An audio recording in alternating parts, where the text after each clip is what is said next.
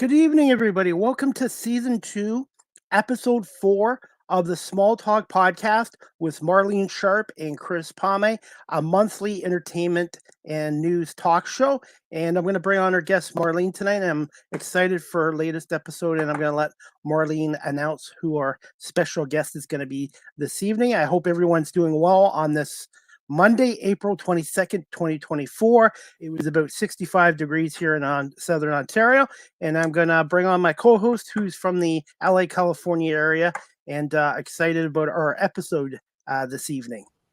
Good evening, Marlene. How are you? Hi, Chris. I'm so excited. Can you tell? Yes. I'm even wearing my shirt that matches. I don't know if you can see. Yeah. My shirt matches the logo in the background. So I'm all decked out and ready for our guest, Judi Uttal, who is a friend and colleague of mine and really a pioneer in the realm of autism, but specifically autism in entertainment and employment initiatives surrounding that phenomenon. So I just worked with her on a conference called Autism in Entertainment. As far as we know, it's the first one ever. And it came from Judi's brain originally, and she manifested it. So it'll be delightful to hear her talk more about the results of the conference and all the great things that are stemming from her efforts. That's great. And before we get to Judi, is your best friend beside you right now, Blanche? You know it. Blanche is right here. She had an active hour or so on Zoom prior to this. We were on another Zoom for work purposes, and so now she's taking a little break. So that might give us some quiet time during the live stream. All right. Well, I'm going to bring on our guest, Judi Uttal. And Marlene, I want to say thank you for arranging our guest again tonight. Really appreciate it. My pleasure. Good evening, Judi. How are you? I'm good. Hi, Chris. Hi, Marlene. Nice to see you. Nice to see you. Welcome. Thank you. Glad to be here. How was your Monday, and how things in Los Angeles? Are you in Los Angeles area? I'm about an hour south of it in Orange County, and my day has been good. It's been busy. We had our morning meeting, right, Marlene? We've been meeting every week for over a year since we started planning the conference. So I had that, and then I've got an executive board meeting tonight. So it's been a pretty busy day, but I'm really glad to take an hour to just relax with you folks. Yeah. Judi always has a full calendar, and even fuller now that the conference is concluded. It probably seemed, Judi, like you'd have some leisure time once April 5th came and went, but I think maybe things have just, activity has cranked up a few notches since then, right? Yeah, but in a good way. The conference was a different type of pressure because you were just going to run out of days. And so there were things that had to be done before that Friday, where now we have the luxury of, having not have that time pressure. But there's a lot of things that I didn't get to because of the conference that are sitting there waiting for me to attend to now. So anyway, it's all good. I wanted to ask you, Judi, how did you come up with this conference, and how much work was it involved in putting this together, which took place, April 5th? Right. So my background is high-tech marketing. So I started off my career at Intel in around the time the IBM PC came out. So that tells you how old I am. And in the tech space, there's a common thing of a work group. And work groups typically are focused on initiatives like a new version of Bluetooth or a new version of some kind of standard. And so competitors get together to work on those standards. And so you're kind of used to people who are competitors working together. I've been running the Orange County the Orange County Asperger support group for about 9 years or so. And during that time, and that's a support group that's to help teens and adults and their families who are dealing with high functioning autism improve their quality of life. And when I started with that, I did a survey because I'm a marketing person and to find out what was important to people. And I was surprised that the number one issue was employment. And employment for people with autism is a big problem. It's worse than almost any other disability in that 80% to 85% are unemployed or underemployed. Wow. So I was focused on employment in general and working within the county with a bunch of different other groups to address this issue. So that's kind of a little background, but now let me pull these all together, all these little pieces together, and that's kind of how our brains work. That's how creative ideas come, as some weird combination of all these ideas. So my son is 32. He graduated from Cal State Fullerton with a degree in television and film. Awesome. And he wants to be an editor like his grandfather, Jody Copeland, who was a film editor in the 40s and the 50s and the 60s in television. And it was kind of clear that that was going to be a hard thing. And I started to get to know some other groups that were focused on entertainment and realized that there was a lot of people on the autism spectrum who were really passionate about a career in entertainment, and they were having trouble finding employment there, just like everything else. And so I started thinking about my work group idea, and I talked to a job developer company that I was partnering with on something I called Career Club, which was to help college grads find work who are on the spectrum. And I talked to them about this idea of a work group focused on autism and entertainment. And they thought it was a great idea. They happened to both have worked for Disney in the past. And then one day I was in a support meeting, and it's kind of like in Castaway, where Tom Hanks talks about that porta potty that rolls up and is a sail for his boat. And I was sitting in this meeting, and a woman introduces herself, and her name's Patricia Turney. And she goes on to explain she has a son on the spectrum who's an animator, and she's the chair of the board of Exceptional Minds. And Exceptional Minds is the premier academy for individuals on the spectrum in animation and After Effects. And I said, there's my sale. And so I connected with her, and we talked about this work group idea, and she was supportive of it. And that's what launched the work group, which I should breathe and let you ask any other questions, which eventually led to the conference. Should I take a pause and then we can go into more about the conference and all that if you'd like?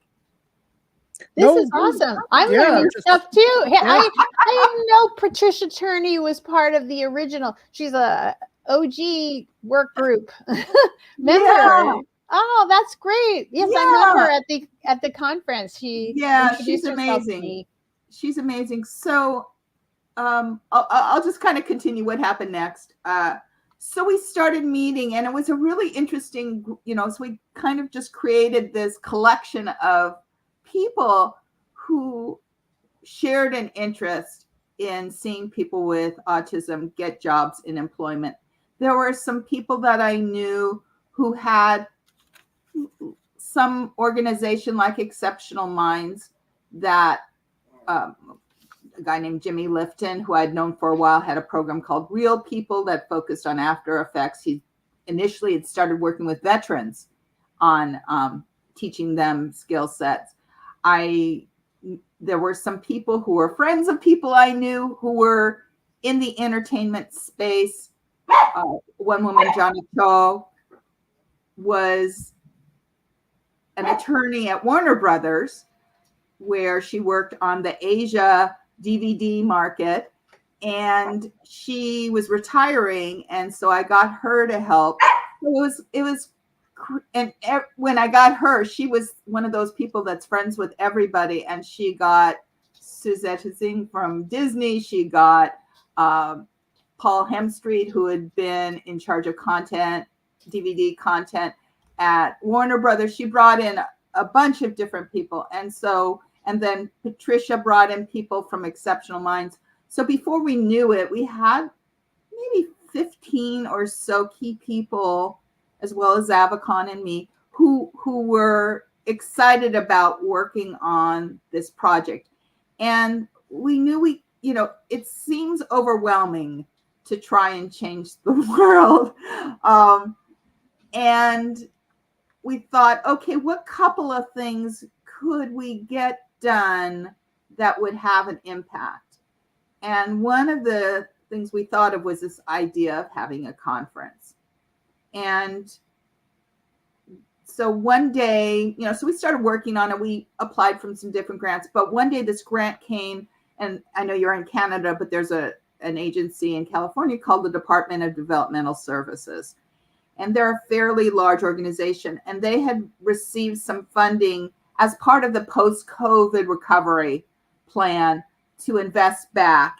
And so they had $10 million where they were investing in creative employment projects for people with disabilities. And we thought, well, this is pretty creative.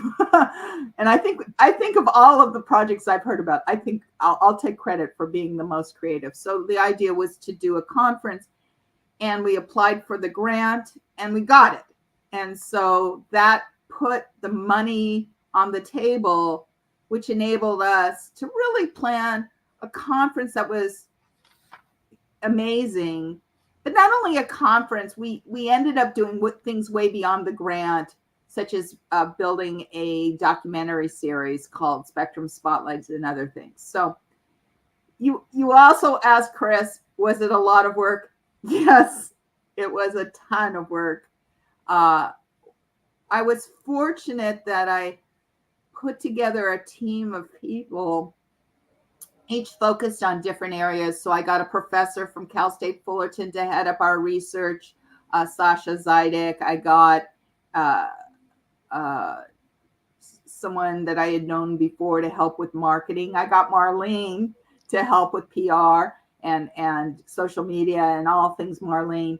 So I was able to put together a team of people that worked as a team. We met every week, but we really clicked and worked well together. And so together we were able to stay focused and get the job done. Before I let Marlene start asking you a couple questions, what are your numbers with your group in Orange County? How many people you help out there? And what were some of the biggest reasons why some of these people weren't giving opportunities at employment? Oh, okay. So we have a mailing list of about 3,500 people. We have membership of maybe 600 to 700 people who are active members. And so that's how many people we serve. The answer to the other question, why is it hard? It's hard for a number of reasons. Finding a job is like a beauty contest. Agree. And that's awesome. In the swimsuit competition. Well, the people on the spectrum don't necessarily do well in the interview process. And it's kind of overwhelming for them. And so it's a bit biased against them. They also, when I look at my group, a lot of people are college graduates. Some have masters. Some even have PhDs. Danny Bowman right now, who's a friend of ours, both, is working on her PhD. So it's not that they're not educated, but sometimes, when you're in college, you're very focused. If you're someone on the spectrum, you tend to be very focused on whatever area you're working on. You're not necessarily the best multitasker. Unless you also are ADHD, and then you have to be. But because of that, the programs that are in place in college that help you line up that next job are not on their mind. They're saying, I'm in college, let me focus on college, I'll worry about that later. So they get through the whole program, and now all of a sudden they're done with school, and their parents say, okay, where are you going to work? And they haven't lined anything up. And the agencies in California, I don't know what it's like in Canada, but the agencies in California that are supporting people with, quote, disabilities, are focused on what some people who referred to them in a meeting with me as high school jobs. So those are jobs like working at a grocery store. The closest thing to entertainment may be taking tickets at a movie theater. So these aren't the jobs that they might have studied for. So that's also frustrating. And that's why the number that is referred to as the number unemployed or underemployed is that a lot of people are underemployed and that they're not finding jobs in their area of expertise. Does that make it I should say, does that make sense? It doesn't make sense, but it's the why things are the way they are. Marlene, I'm going to let you ask the next couple of questions. Okay. So, Judi, I am curious to find out what you think are the major accomplishments of what we did. And maybe we should backtrack a little bit, give an overview of what the conference entailed. Let's just start off with what the conference was. Yeah. You know, we had set numbers that we wanted about 350 people there. We ended up with 425, and we could have had 500.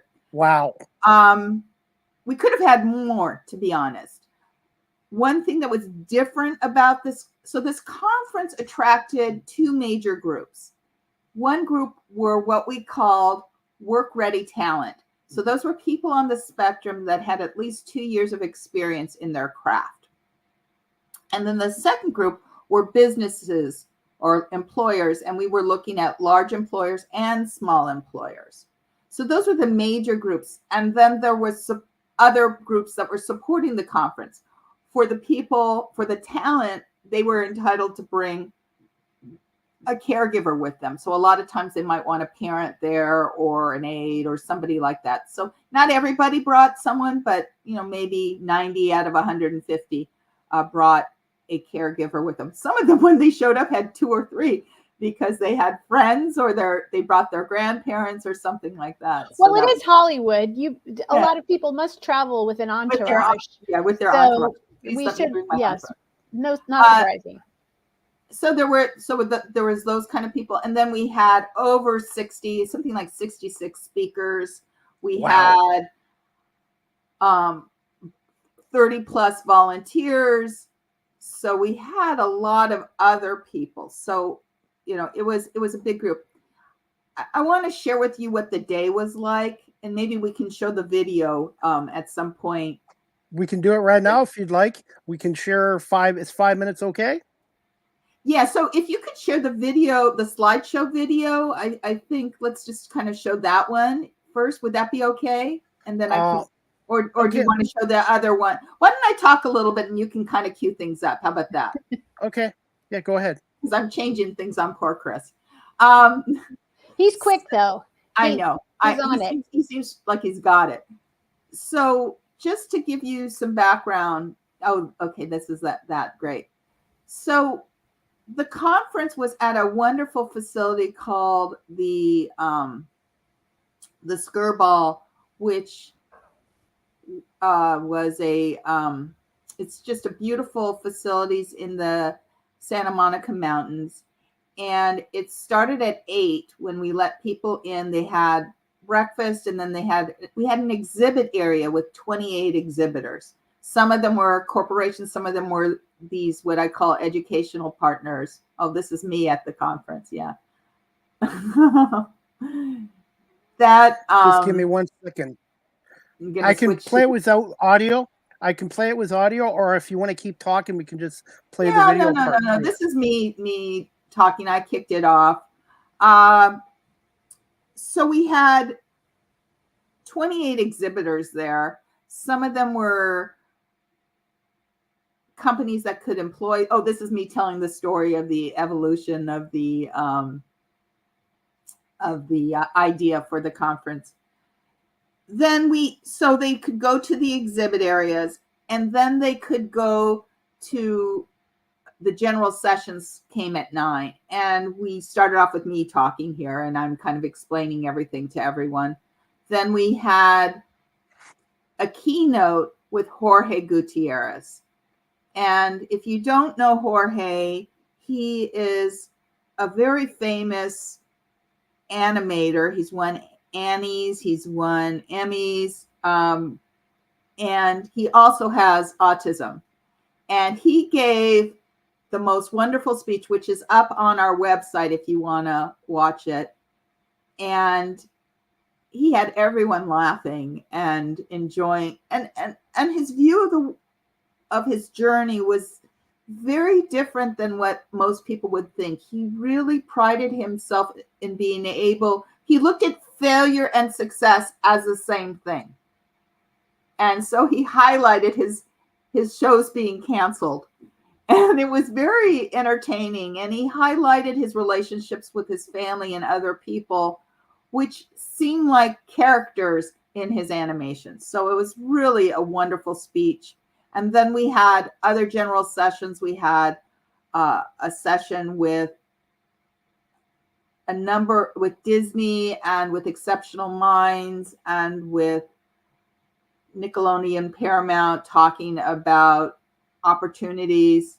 And, there was somebody on the spectrum who had worked at all sorts of different places talking about the journey. We then had the Talent Talks, where we were talking to Danny Bowman from Love on the Spectrum and Alex Estrella, who started a company called Blue Star Productions, and they were interviewed by Zara Astra, who is one of the producers of Understanding Autism. And then we had an inspirational speech from Scott Steindorf, who was a producer.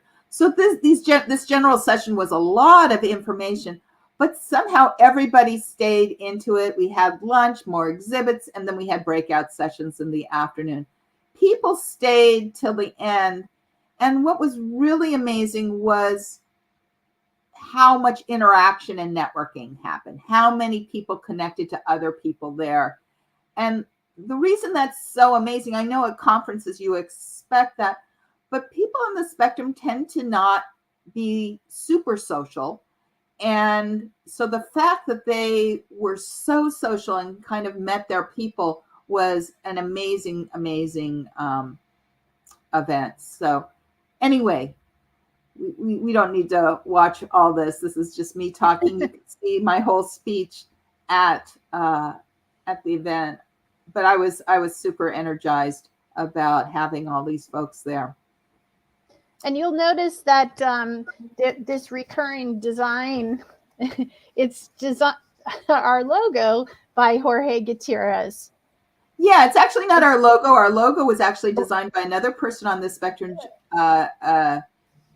Jimmy Bordeaux. But Jorge, based on that, designed this T-shirt design that we used at the conference. And they're talking about networking. There was just this magical moment.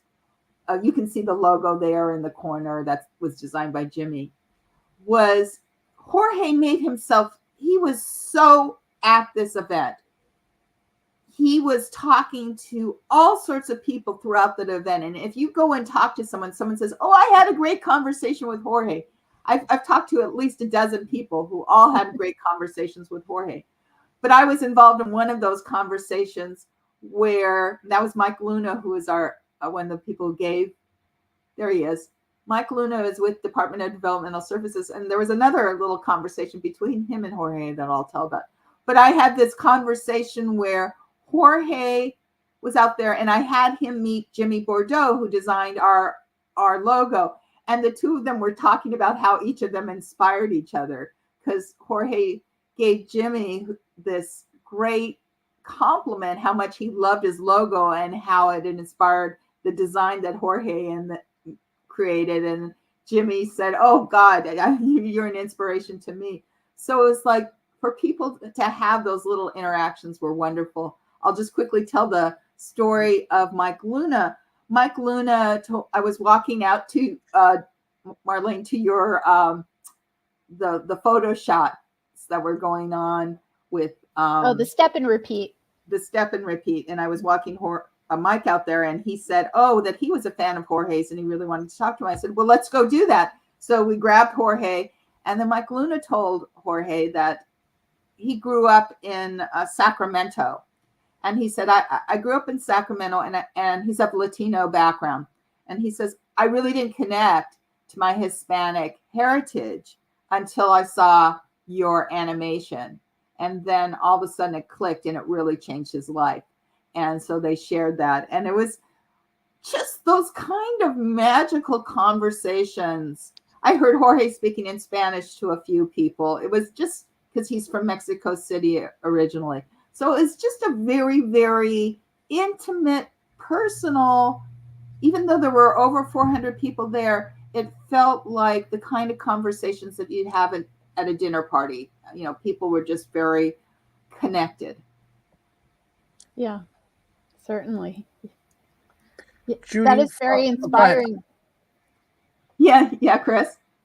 I was going to say, Judi, for those people who are watching this live stream, they're on audio and they're interested in purchasing a t-shirt, where can they go and possibly purchase a t-shirt?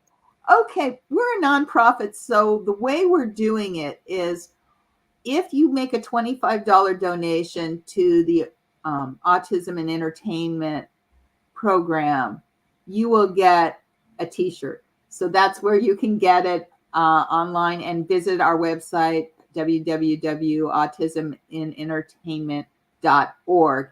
And if you look under, I'm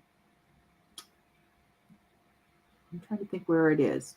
Oh, I need to go to our website to remember where it is, but it's on our website, and you can make a donation. There's a donation button, and if you just make a $25 donation, you will be sent a t-shirt.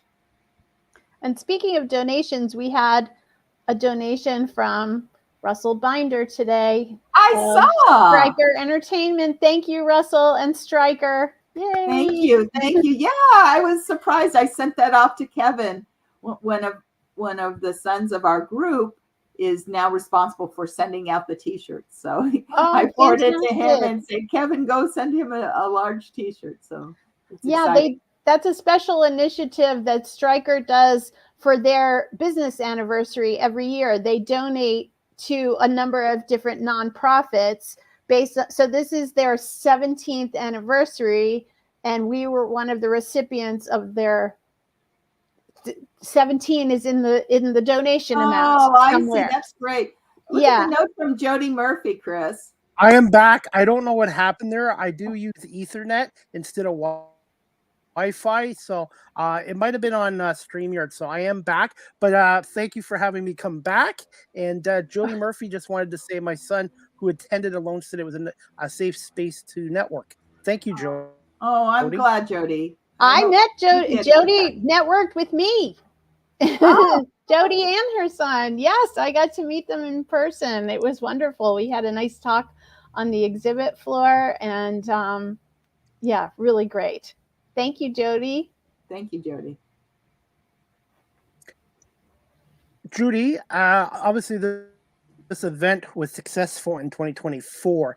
Going forward, do you see this being a yearly event going forward? And would you possibly look at expanding it outside of California?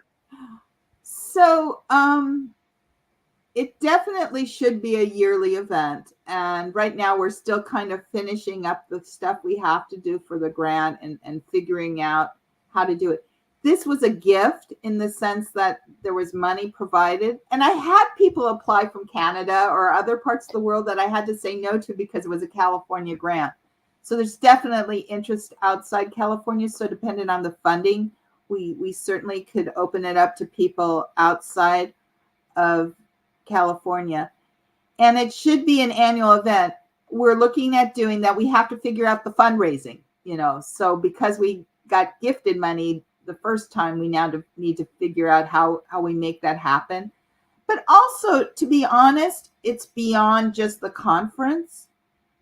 We we would like to host a lot of other events throughout the year. This is really starting an initiative that's, and Marlene can tell you how much it's taking fire, lighting up in terms of inspiring other people.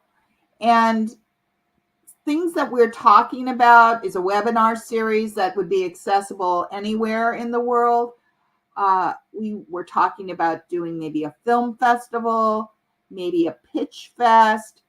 Some of the studios have offered to do casting calls and have people try out. So I think we're talking about doing a fundraiser where we do an evening looking at the 6 Spectrum Spotlight videos and meeting the cast and the crew. The crew of that were almost entirely people on the spectrum.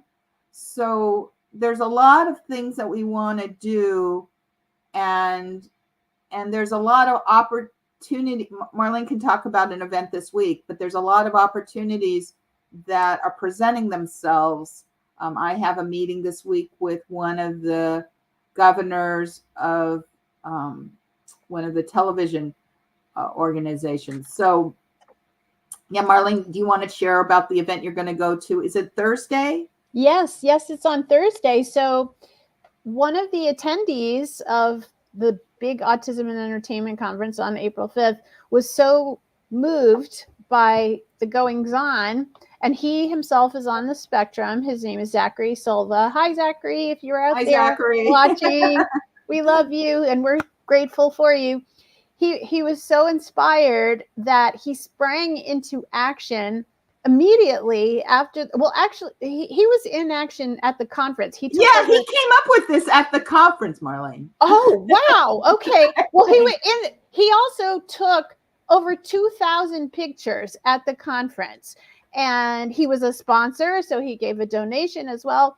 And he's very passionate because he himself is on the spectrum. He's a cybersecurity expert and is an entrepreneur as well. And he was just blown away by everything that he saw. So he connected with one of his clients. So he specializes in cybersecurity for the film and TV industry. And he has a client with a nice space, a studio in Echo Park, in the Echo Park area of Los Angeles. They partnered to have an event. They're hosting an event on Thursday, which is Autism in Entertainment Light. It's an afternoon of networking, and they invited us to recap the conference for people who are attending their networking event, but maybe weren't at ours, and to learn more about what we're doing. And then Echo Bend is the name of the production company that is hosting at their premises.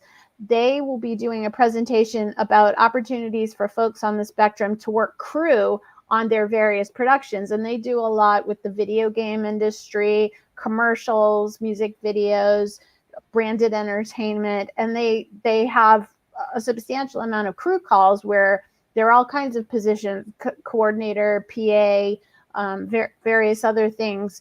And that would be an opportunity for people who are new in the entertainment space, new career pursuers, to learn and earn some money and get their foot in the door in the business. So yeah, so that's this Thursday, the 25th, Echo Bend, and Catanaccio, I believe is how you pronounce Zachary's company name. And they're totally funding this, and this is their event, but it was born of our efforts on April 5th.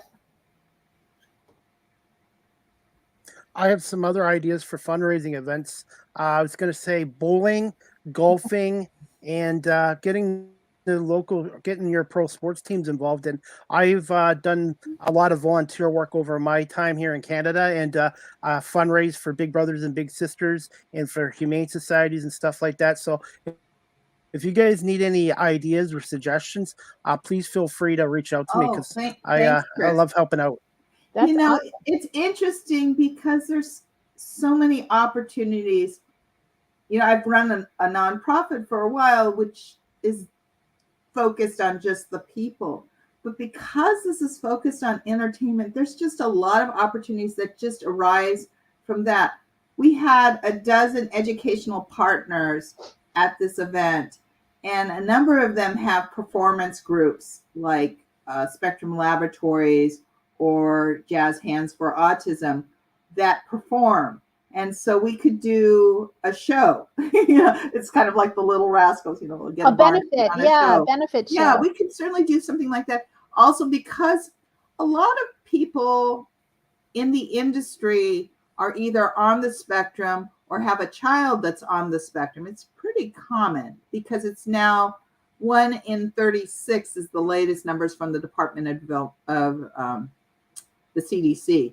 So it's fairly prevalent, and so there's a lot of people in Hollywood that care. Like Stephen Stills often does benefits for people on the spectrum.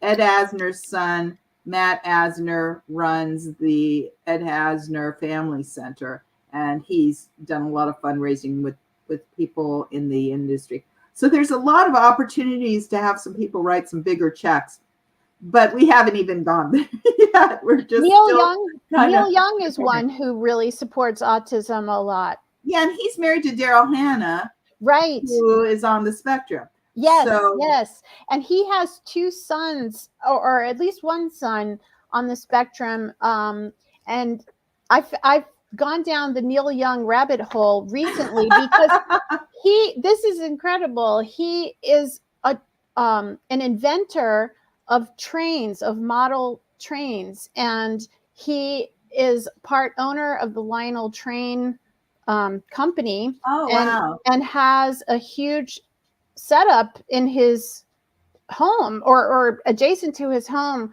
and he's come up with a lot of innovative technology for model trains because those appeal to a lot of folks on the spectrum. That's wonderful. Yeah, Thomas the Tank Engine. Yes, yes. Well, you'll have to have him on a future podcast.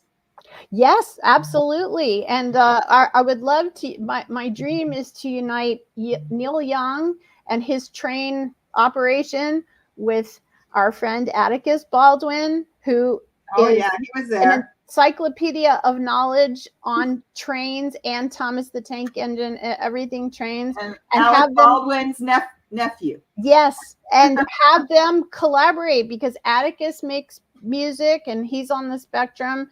And Neil Young obviously makes music, and he's connected to this is very much a cause. Pause for a second, Marlene. That was something that was interesting. So, Chris, the focus of this conference, we had to try and focus, and it kept on growing beyond our focus. But what do you do? But we were focused on 4 key areas. We were focused on animation, acting, so both live and voiceover, game design, and film and TV. But we ended up having people from other areas invade our space. No, we invited them in, welcoming. But one was John Frizzell, who is an award-winning composer. And he recently learned that he was on the spectrum, and he's become very involved with his guild, his union, to try and work on some things that could be done for individuals on the spectrum. And he had me invite another composer there. So there's a lot of talent in the music industry that are people on the spectrum. And they're really coming up with some creative ideas. And, I see lots of musicians in my group. So there's definitely a lot of talent out there in other areas of entertainment. By the way, being a sports guy, there is a former football player that does a foundation for autism, the Flutie Foundation. Doug Flutie, who played in the Canadian Football League, the NFL, Boston College. His son, Dougie, has autism, and for the last 30 years, he's started his own foundation, the Flutie Foundation, as well, for autism. I'm writing it down, Judi. Write it down. I'm taking. There's a lot of these. There's a lot of these organizations. What was it? Marlene, that we saw Kate Winslet? Kate Winslet, yes, she did several social media posts and posted on her website about our conference. She has an autism nonprofit called the Golden Hat Foundation, and she started it in 2009. So this is a long-term commitment that she has, and apparently what I learned from the website is that she narrated a movie that was about autism, and she was so inspired and moved by that experience that she started this foundation, and she's kept it going for all these years. Yeah, I want to say something that I just remembered as we were talking about sports and stuff. One of the things that happened is when, I've been working on this for a year and a half, or actually coming on 2 years, I guess. And people will say, oh, you should get in touch with this person, or you should get in touch with that person. And at the time I may try or something, but they don't know who Judi Uttal is. So whatever. But the day before, that week before the conference, there was such a buzz going on about this that people came from out of the woodwork that I had been told, Judi, you need to contact them, and they were contacting us. So I was just thinking, when you were talking about sports, Chris, there's a wife of an athlete, Holly Pete Robinson. Is that right? Is it Robinson Pete or Pete? Holly Robinson Pete. Yes. And she's an actress too. She's an actress too. Beautiful woman. And there was some discussion about how she was planning on being there. Yes. So there was all these people that were in the know, in the space, that started hearing about this conference and felt a need to be there. And so it's kind of exciting. And like I said, there's a lot of people that can write bigger checks that are out there that we would love for you to get a t-shirt and write a big check to our group. Or even a little check. It's tax deductible. Yes. And since I'm in Canada, I want to plug our Canadian version of what we do here. Autismspeaks.ca. That's autismspeaks.ca for the Canadian audience watching or listening. If you can donate or volunteer your time as well, again with autismspeaks.ca. I wanted to do a shout out to Matt Brunet, who's a fellow Canadian. Matt Brunet is a YouTuber, and his name is Animat.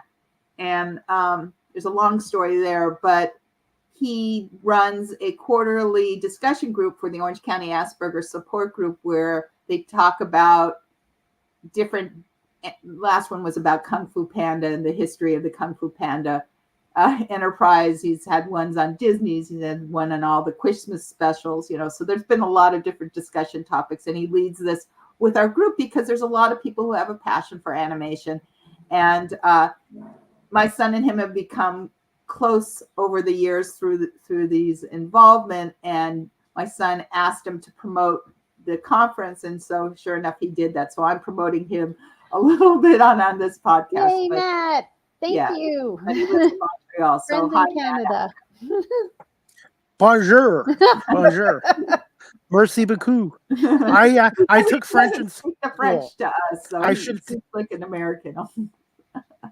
But with autism, you know what? It's not just one area. It is really worldwide. It's an international thing, and it would be nice to get everyone to come together for this. Yeah. The idea really is to create a movement that I'll give you a little bit more background on the idea, and it comes from my tech space. Autism has a good brand in the tech space, right? Bill Gates, Steve Jobs, those are well-known people who are on the spectrum in the tech space. And the tech space has been very involved. Microsoft runs this Autism at Work, now it's called Neurodiversity at Work roundtable, where there's companies like SAP, Dell, HP, other other technology companies who participate and have created employment opportunities for people on this spectrum in the tech space. And although there's been some movement in expanding into other space, really the brand is strong in tech. And as a marketing person, back in the day, I was working with Regis McKenna, and he had this bowling pin model where you would start off in one market segment and then add others that were adjacent.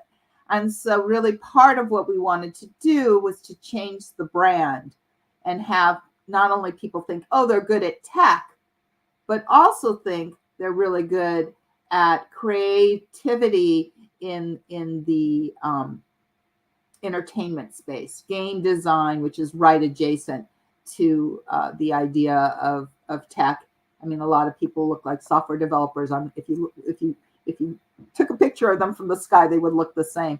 But animation, etc. So I think that's another side thing. But when you look at that, it's really to create that movement, to change the brand, to have people thinking differently, and see all these superstars. I mean, that was Scott Steindorf's speech, right, Marlene? Scott is a director, a producer. He's had an excellent career, been involved in a lot of major projects, and he was encouraging his fellow colleagues who he thinks he knows that they're on the spectrum to come out of the closet, so to speak, so that people would realize how Hollywood already has a number of people on the spectrum. I know that one of our speakers was from a company called Ubisoft. Ubisoft is the second largest game designer in the world. And their approach to autism was, and they're in Europe, headquarters in, is it Amsterdam? They started an internal group of their existing employees that include neurodivergent people. So it wasn't just people on the spectrum, they might have something else. And they had over 400 members of this group. Whoa. And really it was a question of looking at what could they do for those employees to make them feel more included. And there was a study in the UK that I think 13% of people in the game design industry are on the spectrum. So it wasn't so much that they had to go out and try and find them. Those people were finding jobs in the game design industry anyway. So the point being that, it's just increasing awareness and increasing the mindfulness of how do you make a work environment a positive experience for everyone, including people on the autism spectrum. And I love Scott Steindorf's quote about what is thinking different, but innovation. So innovation, it makes sense that the entertainment business is full of innovation. So why wouldn't it be full of people who think differently, which are people on the spectrum? I love that quote from Scott, because I really thought it tied it together. And it kind of fits with some things that Jorge said about the conference. I'll paraphrase it, but he had a lot of people, as I said, interact with him at the conference, and many of them showed him their work. My son pitched him his idea for an animation as well. And so, Josh, but he walked away blown away by the creativity. And he says, he goes to Comic-Con, he goes to other conventions where he'll have people approach him, and it's kind of all same old. And what is different? Oh, there's Blanche is very passionate on this particular point. Thank you, Blanche. But the point being that he saw such creativity and innovative ideas from this group of people that he wanted to keep in touch after the conference. And I think that I come from a tech background, and as a company grows, they lose their ability to innovate. And, you have like the visionary, who's the guy who's behind all these really great creative ideas. And as he matures or leaves the organization or gets voted off the island, so to speak, they lose that ability to create and to innovate. And the culture of companies really causes people not to innovate because they don't want to draw too much attention to themselves and get voted off the island. So what's different about people on the spectrum is that they do think differently. And because they don't have necessarily the same social concerns that somebody that's a neurotypical might be, they're more outgoing in expressing some of these ideas. And then if you stop and you listen to these creative ideas, you may end up going in a different direction and come up with some innovation that you might not have come up with had you just been doing version 4.0, version 5.0, version 6.0 of the same solution. And Hollywood is in such need of creativity right now because they've been so tied to the franchises and just coming up with the next version of it and the reboot of the same thing over and over and over again without coming up with something totally different.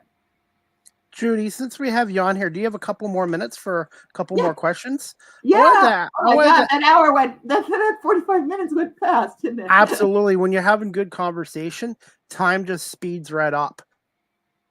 And I've been very lucky, and Marlene's been great with getting guests. But I wanted to ask you this too, Judi, and maybe get Marlene's thoughts. What are some of the biggest myths of somebody having autism? Well, first of all, everybody's different. And so you meet one person with autism and you meet one person with autism. So I think that's number one, a myth. And so because of that thinking of the sameness, you're going to have somebody who's super outgoing and creative. You're going to have somebody who's maybe shy, but a fantastic writer. You may have someone who's a lousy writer, but a great artist. You may have someone who's good at everything. There's like a myth that they're not empathetic, and people on the spectrum are the kindest, nicest people and really care a lot. So it's almost like they care too much sometimes, but it's not a question of them not having empathy. I run a Toastmasters group for people on the spectrum, and I'm just blown away all the time by their intellect, their ability to understand what's going on in the world, being, very and wanting to make friends. Some people say they can't have relationships. I know people that have been married 10, 20 years that are on the spectrum. We had Love on the Spectrum there. Marlene could talk about it at the conference. Hugely successful show. Some examples. Yeah. You want to talk about the Love on the Spectrum piece? Oh, I think we've picked up more cast members and cast and crew as we've gone along. So one of our major speakers, Danny Bowman, is an animator based in Los Angeles, but she has been a cast member on Love on the Spectrum. It's a Netflix series. It's a reality show about people on the spectrum dating, finding their match, either their life partner or just a date. And there have been 2 seasons filmed in Los Angeles and other places in the US. And so Danny Bowman, it was our first connection, I think, right, Judi? Like Danny. Yeah, Danny. I was reaching out to people and they were suggesting different people to feature in our spotlight videos, and Danny was recommended. And then, so we got to know her, and she has been just a powerhouse behind this conference, really supportive. And she was a speaker at the conference as well. And then all sorts of other other paths led us to more Love on the Spectrum. So Elaine Hall, who founded the Miracle Project and is a coach to a lot of people on the spectrum, I ran into her at that film festival, Marlene, that you and I went to in Newport Beach to meet Scott Steindorf. I met her, and she had been on Love on the Spectrum, and she brought Steve Spitz, who was on Love on the Spectrum, and then somehow And then producers showed up. Danny actually made a match on Love on the Spectrum. So Danny's boyfriend, Adon Correa, is now, well, he attended the conference, and he's an animator as well. He's an animator as well. And Devin Morrissey, who works for Zavicon, which is one of our foundational sponsors. He's a cast member. And then we had 2, if not 3 producers of the show who came to the conference, Kian O'Cleary and Emma Choate. And was there one more? There was one more. I'm going blank, but yeah. And so we've been collecting people for the cast and crew like crazy. We actually got contacted by them after the event because they wanted there was somebody at the event that they wanted to cast in a future. I don't know if we talked about that. I might be. No, this is news to me. That's fabulous. There were several good candidates at the conference for the next iteration of the. I believe they're going to be starting filming of season 3 very soon, if not already. And I met several excellent candidates. Yeah. So one thing as we talk about this, one thing of the benefits, Chris, that we saw is this DDS grant. We were about doing the conference, which was going to, in the long run, change the world and create jobs. But they made us take a goal for how many people we would get employed. We created 25 positions just in the year that it took us to organize the conference. And there were 3 interns with Disney. So we're actually finding people jobs now, and hopefully this will lead into a lot more jobs in the future. Judi, as we're wrapping this up, what do you enjoy the most about your work with the Orange County Asperger Support Group? Just knowing that we're making a difference.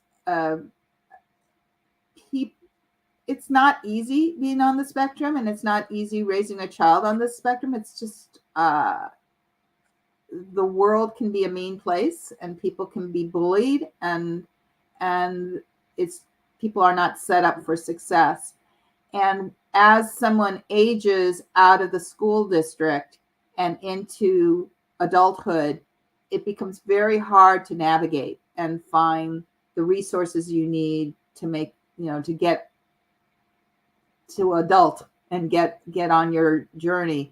And so the thing I find most rewarding is knowing that people's lives are better and making a difference in people's lives. That's what really matters, and that they're happier. Our social activities makes people happier. And so knowing that they're finding their path and that they're happy and that their life is better, that's my biggest takeaway. It's not any particular activity. My day is filled with a lot of little minutiae that would bore anybody, but it's the impact that you're having. That's why that day was so amazing, because you don't normally see all these people coming together, having their life change at the same moment. And that's what we saw that day. Marlene? I agree with Judi. I feel the same way. It's especially coming from an entertainment background. I have a long history in the entertainment business, but projects typically take a long time to come to fruition. And there's a lot of discussion and money involved in contracts and so forth. But to even in our planning meetings, to see the delight of our planning committee members, because many of them are parents of children on the spectrum, adult as well as non-adult, but just to see them, that their the joy and the satisfaction of making a difference, and then to have it all come together in such a grand fashion was just an unbelievable high. It was amazing. finally, we're going to wrap this up, Judi and Marlene. We do this with all our guests, Judi, and I'm going to put you on the hot spot here. What are the fun fact about Judi Uttal? Okay, this is really stretching back in time, and it kind of ties with some topics we had. I went to graduate school at Carnegie Mellon and in business, and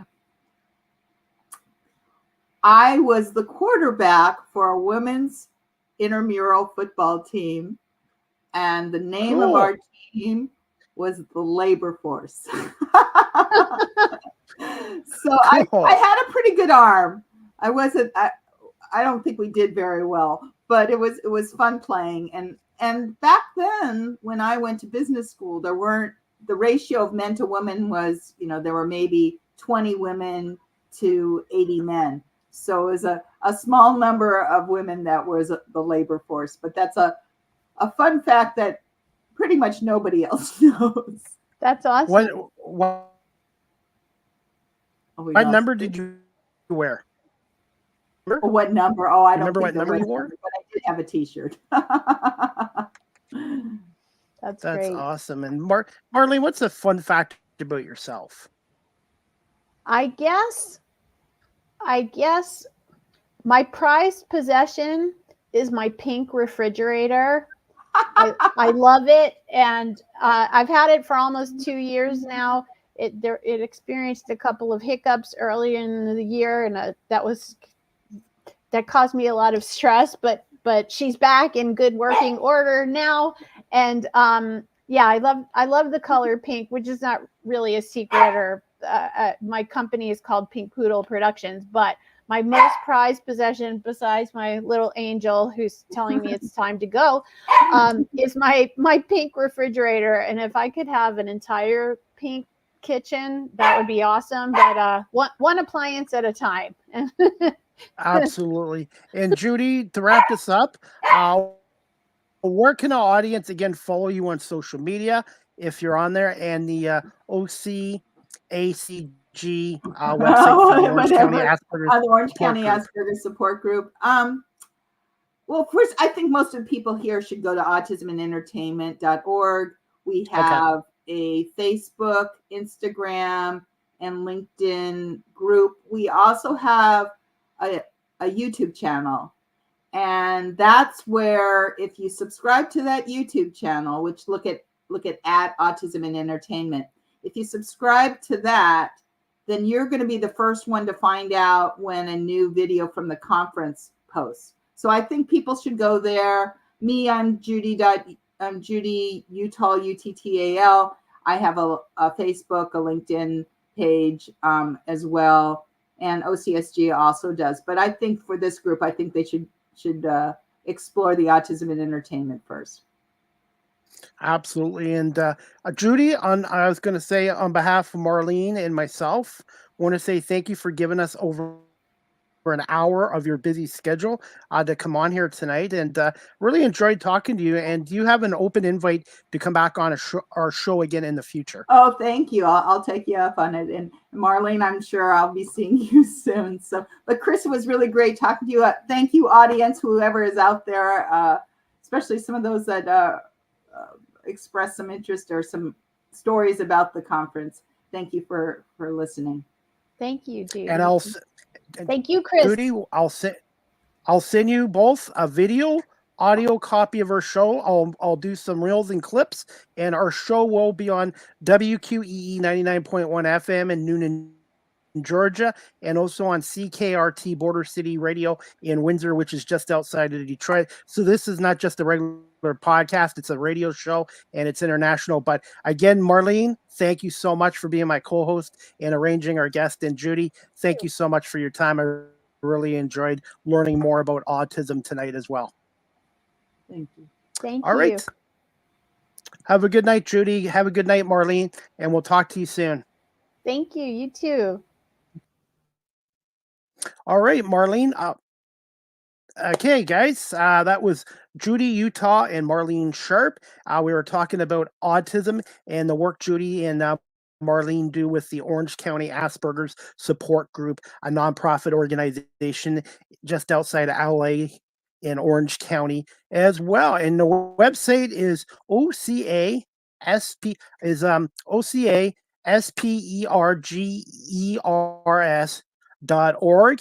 And you can also follow Judi on LinkedIn as well. I've got her LinkedIn page there as well. If you want to follow Judi Uttal on LinkedIn, and also being in Canada, for anyone watching or listening in Canada and wants to get involved with autism programs here, check out autismspeaks.ca. That's autismspeaks.ca. And I'm looking forward to season 2, episode 5 of the Small Talk podcast with Marlene and myself. The next episode will be in May of 2024, which isn't far away. And we're going to be working on getting another guest as well. And before we wrap this up, guys, my next live is CDP Sports Talk, sponsored by BarryCullen.com, is going to be tomorrow, Tuesday, April 23rd at 3 p.m. Eastern with my special guest, Rod Peterson, the host of his own weekday